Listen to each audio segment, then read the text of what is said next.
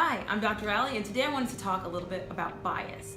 So you want to ask, what is a bias? Is it a prejudice? Is it something like that? And yes, but when you talk about it in the psychological sense, it is kind of a lens with which we see things. It's a way that we interpret events that happen in our lives. And one interesting phenomenon is, I think a lot of you out there would say, but I'm unbiased, Dr. Allie, and you would be experiencing a bias, which is called the blind spot bias. So this is a bias when people don't think they have biases. So basically, this is something that we can all stand to learn from. So there's a few biases I wanted to talk to you about today. Specifically, the confirmation bias, which is this belief that basically it's hard for people to gain new information because they only want to read things and hear things that already confirm things that they believe already. And this is something that we see a lot on Facebook and social media, where people only respond and only read things that reinforce their own beliefs.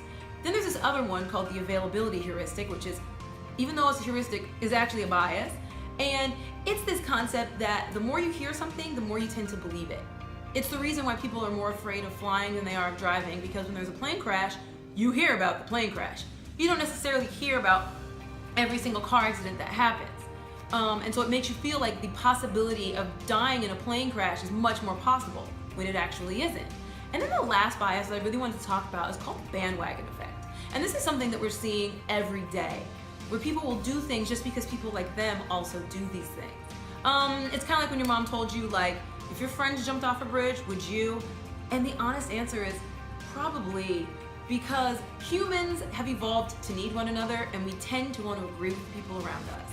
So if you're going through your day-to-day, try to think about the types of biases that you hold and try to get beyond them with some concrete skills like critical thinking.